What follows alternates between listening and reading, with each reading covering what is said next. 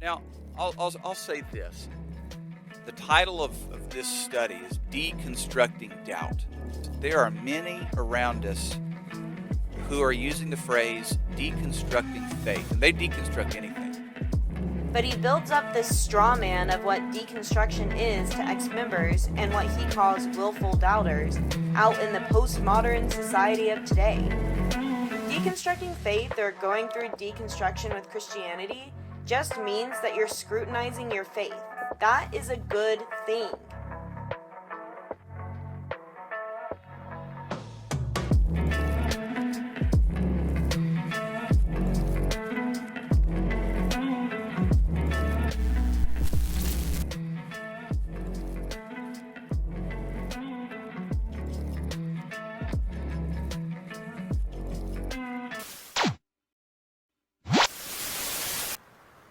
Hello, welcome to and/or back to my channel.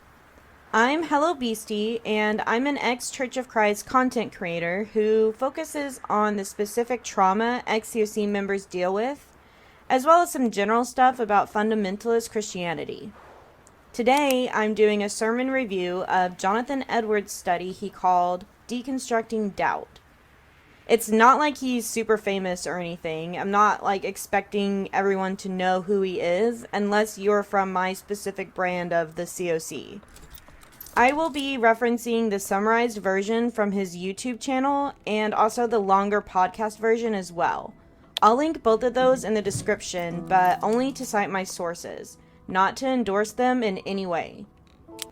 I have no ill will towards Jonathan specifically, and I have no intent to send or encourage hate his way. My goal is to review, encourage critical thinking, and shine a light on how harmful some of the COC philosophies can be. It is not to evaluate Jonathan as a person. So, with that being said, let's get into it. Doubt can be a dirty word within a local church. Doubt can imply weakness or little faith, and no one wants to be weak.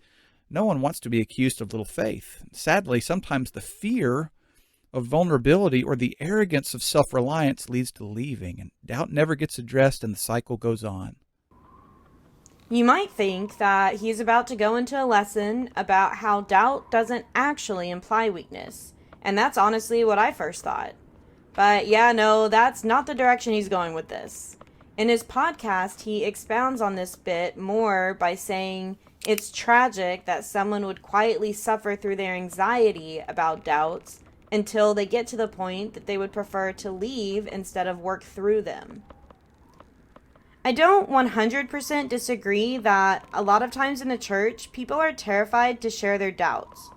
But usually when it's at that point, they're already what the church would consider an unbeliever. I think what he refers to in this study as a willful doubter. He kind of uses those two terms interchangeably. For my personal experience, I wasn't afraid to ask questions, though I was sometimes confused about when and where to ask questions, because I'm a woman and I wasn't super clear on when to ask my husband or father and when I could just ask the preacher directly. But I was afraid to admit to anyone that I didn't find the answers I received and the information that I was finding out on my own satisfactory. People who are PIMMO don't express what COC members consider to be doubts because they know what it will mean. They know the weight statements like, I'm uncertain that the church is the only truth, or I'm uncertain there is a God, carry. They're afraid of being disfellowshipped and losing the people they care about, those relationships forever changing. The second you stop conforming to their version of the correct behavior, and that includes your inner thoughts, your family and friends will withhold their love from you for your own good. The cost is so high that instead of talking about it, a lot of people choose to go through the motions as long as they're able to, just so they can hang on to whatever forms of their relationships that they have. That is what causes the anxiety. It's not vulnerability or the arrogance of self-reliance, which I will talk about more towards the end of this video. but genuine fear of not being loved and accepted for who you are, simply because you searched for truth and found it somewhere else. Don't be confused by his opening. The reality of the COC is always to conform or be shunned. Continuing on, he frames his study with 3 questions about doubt. What is doubt? What scripture can help us understand doubt? And how can the COC cultivate trust and truth so people know how to respond appropriately to doubt? So what is doubt? Doubt is used 19 times in the Bible in Greek, and sometimes it's not translated into the English word for doubt. So context really helps us determine the translation. And I think the best way to describe doubt is the struggle to accept something. And that might be an oversimplified definition, but sometimes it's about someone who's weak in faith, and other times they're willfully contentious. The word itself needs to be understood in its context. In his podcast, he clarifies that specifically in the Bible, when the Greek is translated to the English equivalent, the word doubt is used to describe someone struggling to accept something. His definition of doubt is pulled from 19 different Bible verses, he says, and using context clues and going back to the Greek. The actual definition, according to Oxford and Webster, the definition that I would argue most people have in mind when they use the word doubt, is uncertainty or lack of conviction. This is what I was feeling when I chose to evaluate the truth that I'd been taught my whole life. Jonathan's definition, his biblical definition, is inaccurate in my opinion because it implies truth, as in struggling to accept the truth. This is a great example of how the church keeps current members separate from ex-members and even from the entire world. Why any evidence that I present to current members isn't really examined by them. It's like a semantics miscommunication that's reinforced with fear. Redefining doubt as struggling to accept something completely changes how a member communicates with and understands anyone expressing their doubts that the COC is actually truth. When someone is trying to express, I am uncertain that this is truth. What this lesson is teaching COC members to hear is, you're struggling to accept the truth. The action changes from let's seek truth to let me help you accept this as truth.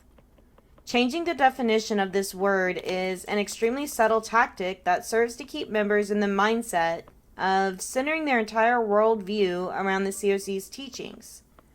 It negates would-be opportunities for critical thinking and evaluating that truth. Anyway, moving on, he then breaks down doubters into 3 categories. If we can conceptualize doubt as struggling to accept something, the struggle may be found in different areas. There could be intellectual doubt, the struggle to respond to rational questions about God's character and the consistency of His Word. There's emotional doubt, the struggle to make sense of God's character or His Word while enduring strong emotional or irrational sentiments. Finally, there's moral doubt, which is the struggle to accept God's Word based on willful actions that contradict it. And the reason we take time to consider this is because not everybody's source of doubt is the same. His study is emphasized on how Christians should respond to doubt, so he doesn't really go into these past briefly explaining how a member might respond. I only really kept this part in because his take on moral doubt specifically really frustrated me. In his podcast, where he goes into more detail, he says it's about people who have certain behaviors that they know go against the Bible, but instead of conforming their behavior, they try to cast doubt on the Word. His example is someone using Jesus turning water into wine as an excuse to party. Like, how condescending is that? His take on moral doubt is particularly infuriating because members use this type of logic to dismiss valid reasons ex-members have for disagreeing. You're not sure church is required every Sunday? Nah, you just want to sleep in on Sunday mornings. You don't think women should have completely uncut hair? Nah, you just want short hair because it's trendy nowadays. Basically, according to his definition of moral doubt, anyone who has decided the church isn't true didn't come to that conclusion for any valid reason. They concluded that because they were looking for excuses to give in to their sinful, immoral nature. And that is a very demoralizing and frankly insulting take to defend yourself against. Now, let's move on to his second question for what scriptures help us show the different types of doubt. Jude frames doubt as those who have been influenced by false teachers. And whether they're experiencing doubt from weakness or willfulness, what are we to do? We're to respond.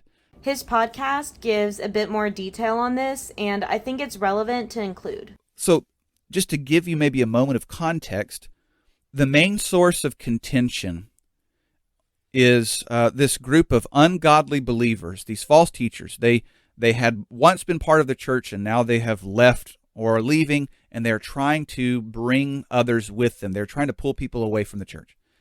And they're having a lot of influence on those who are still remaining. I wanted to play the clip where he provides this context because this is really important to show where his bias is through his study. He connects doubting to the them in the us versus them mentality. He generalizes a huge and diverse group of people into just a couple of boxes. Ex-members are all sorts of things. There's atheists, agnostics, members of different religions, but basically he categorizes them all into the bad category of willful doubters, whose motivation is to bring down the faithful members. This bias really works to maintain separation between members and the rest of the world. It encourages member retention instead of seeking truth, and it does that by teaching the COC how to classify those who doubt into who can be manipulated to stay and those who can't. And it's based on the perceived motivation of the doubter. Just to further show the us versus them mentality he's enforcing, here's a clip from his podcast where he reads a quote from some old dead dude. Right, so listen to this, please. He says, "Ye are not to deal alike with all those who have been seduced by false teachers. Ye are to make a difference between those who have been led away by weakness and imprudence, and those who, in the pride and arrogance of their hearts, have separated themselves from the church and become its inveterate enemies." Ooh, I like that. Now think about it. It goes along right with what we said. You remember the definition of doubt is someone who is struggling with something.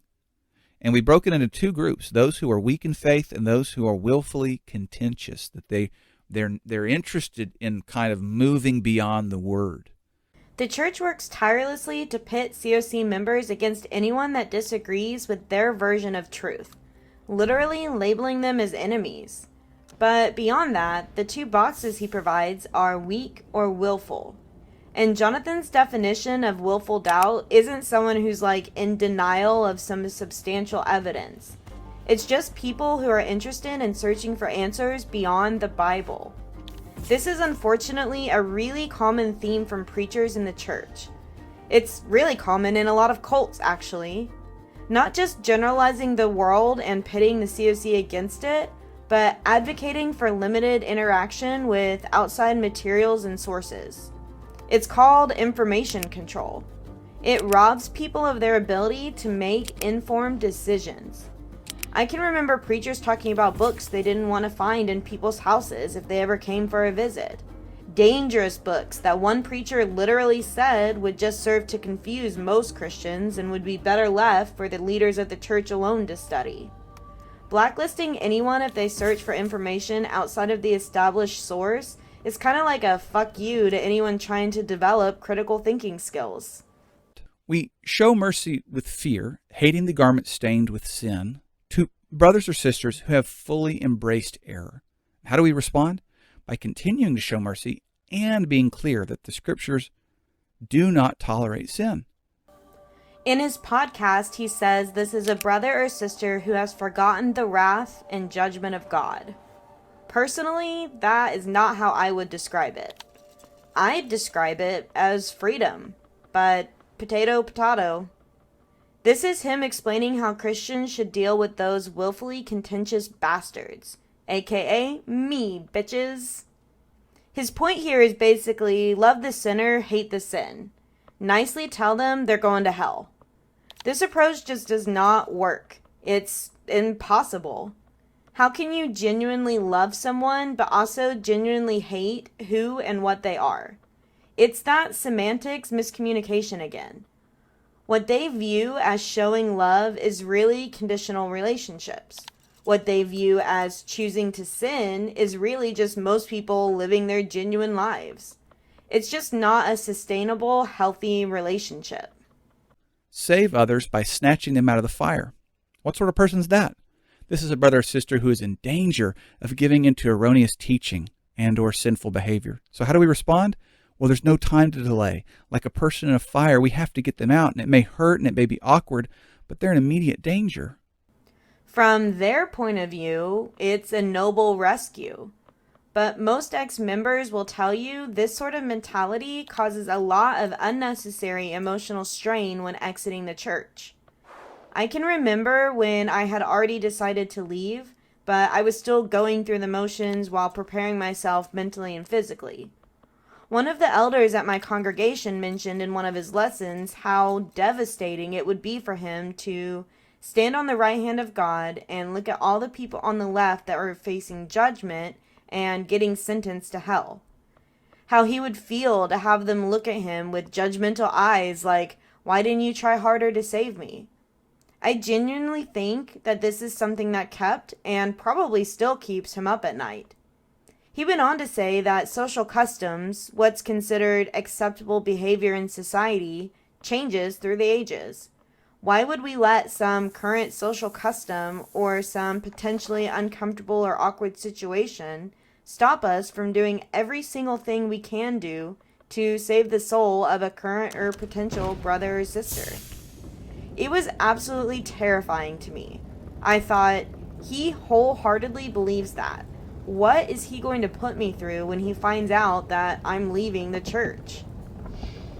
So now we're at his last question. How to cultivate trust and truth so Christians can respond to doubt appropriately. Which, this question is kind of annoying. Maybe it's just me, but shouldn't the question be so that Christians feel comfortable and safe in expressing their doubts? Anyway, in his podcast, he starts it with this. Now, I'll say this. The title of this study is Deconstructing Doubt. And I chose that title specifically because there are many around us who are using the phrase deconstructing faith, and they deconstruct anything. We live in a postmodern culture that uses deconstruction as a means to break down anything that they feel doesn't fit their worldview and then rebuild it in their eyes and in their own image, I might add. And as a result of that faith, something that is objective and true for everyone does not fit that worldview, and so they want to deconstruct it. And that really bothers me. This is so frustrating to me because I know he knows what deconstruction means. It's a methodology, and he's literally doing it in his study, breaking down doubt into what he considers are the pieces to better understand and explain. But he builds up this straw man of what deconstruction is to ex-members and what he calls willful doubters out in the postmodern society of today. He makes it sound like ex-members have taken their faith and just run it through the shredder, using the pieces to make like a papier-mâché shrine of their sinful nature. He's just like, they'll deconstruct anything, like we're toddlers without adult supervision running around with a pair of scissors. Deconstructing faith or going through deconstruction with Christianity just means that you're scrutinizing your faith, breaking it down into parts so it can be more easily analyzed. That is a good thing. The reason why deconstruction is so dangerous in the eyes of the church, why Jonathan misrepresents it as this careless excuse to sin that Christians should stay away from, is because the church doesn't stand up to that scrutiny. And that is a difficult thing to accept when you've built your whole life around the church. That a lot of religious leaders even are deconstructing their faith to the point where a lot of them are agnostic. and that they just claim that they don't know anymore. Shouldn't that, mean something? First off, I don't believe that a lot of religious leaders are deconstructing their faith to the point that they're agnostic. That's actually a logical fallacy called hasty generalization. But let's just say for a second that they were. Wouldn't that be worth examining? What did all these religious leaders find that is so compelling that when they dismantled their faith, it caused them to become agnostic? If this were true, it would be a fascinating phenomenon way worth looking into, instead of something to be wary of. But I wanted to seize the phrase deconstruct, and I wanted to deconstruct doubt, because at the beginning of the study, it could be, I hope somebody up there who is listening to this, maybe you had doubts and you saw the title and you thought, oh, good, this will be helpful. So basically, he's trying to trick vulnerable people interested in finding out more information on deconstruction into listening to his misleading podcast about what deconstruction actually is. He titled his YouTube video differently, but I just couldn't leave this part of the podcast out of my video. It made me feel just sort of icky. So now he goes into the specific things Christians can do to cultivate this trusting and truthful culture. We can foster trust and truth by making space for hard questions. It's okay to have questions and to ask them, to challenge one another with the hard questions of faith. Sure, it's okay to have questions and to ask them. It's just not okay to disagree with the answer you're given from the church. We can foster trust and truth by not making doubt an idol.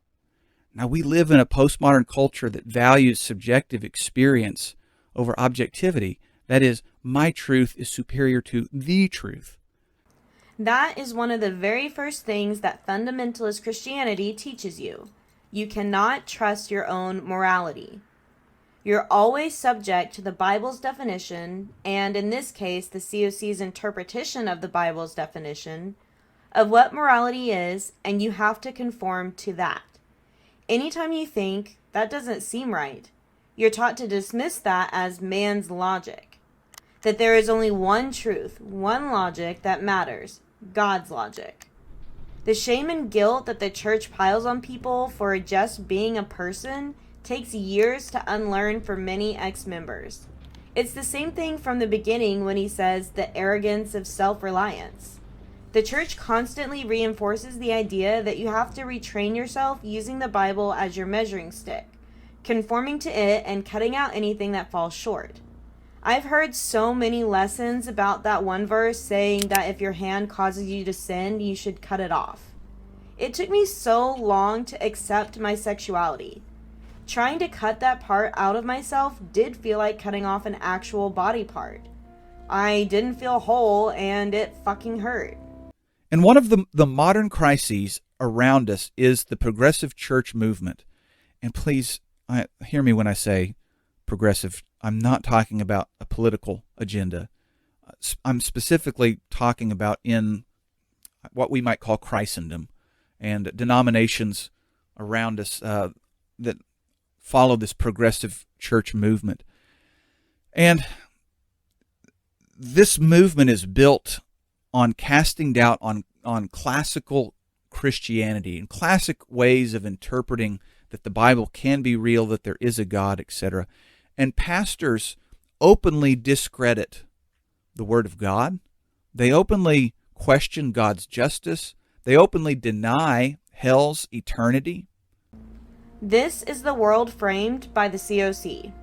They set up this whole war where on one side you have COC Christians, the true Christians, and on the other side you have people claiming to be Christians but have this ulterior motive of working to destroy the church. Ex-members are Christians that have been lost to that war, successfully pulled away by the evil other. This is the kind of thing that made the world seem really small to me when I was a member.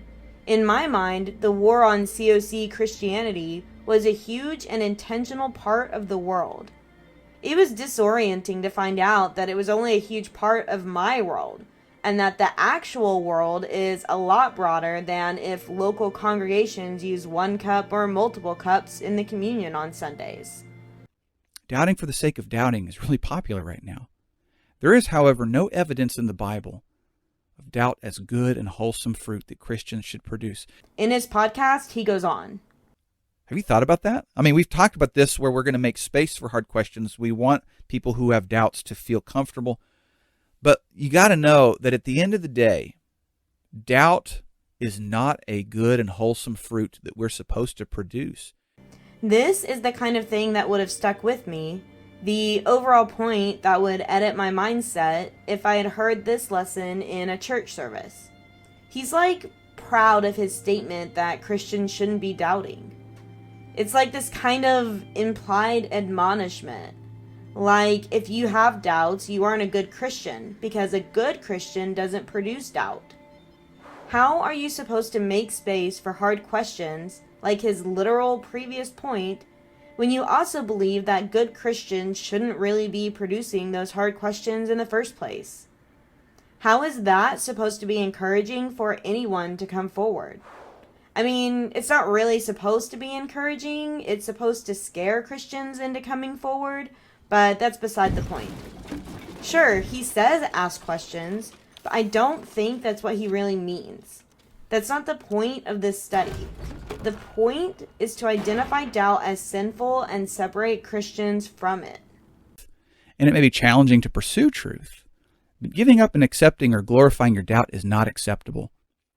This goes back to what I was saying at the beginning with his assertion that unspoken doubt causes such anxiety it drives members to leave. Not only does he not understand why people are leaving, but he grossly underestimates the emotional effort behind that decision.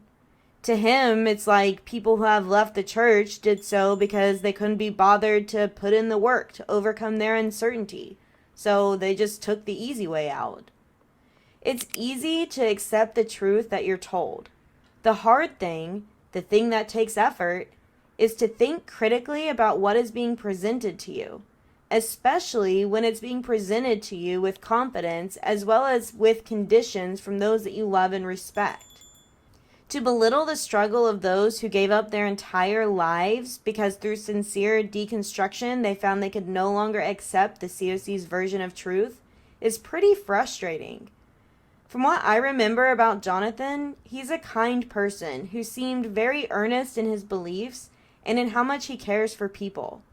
I don't claim to know how he's evaluated his own belief system behind closed doors, but in general, I get why the deconstruction movement would be unsettling and personal to someone earnest in their beliefs. Why the reaction might be defensive. But I don't think that justifies minimizing or assigning immorality to the efforts of the ex-members who searched for truth and found it elsewhere. He ends his video by asking those with doubt to confess those doubts to other stronger Christians who can pray for them and help restore them to God. At this point, I think it's more than clear that he considers doubt as something sinful that needs to be removed from the life of a Christian. This is something I absolutely disagree with. Doubt does not mean weakness. It just means uncertainty. It is okay to be uncertain and to let that uncertainty drive you to seek answers from more than one source. Just throwing this out there, but maybe even from a source outside the church. If the church is true, it should still stand when scrutinized. Use all kinds of sources. Take time to consider and work through it, however you're able. It's not urgent. You aren't actually being burned. Maybe just take time to chill on searching for your certainty and experience life for a while instead.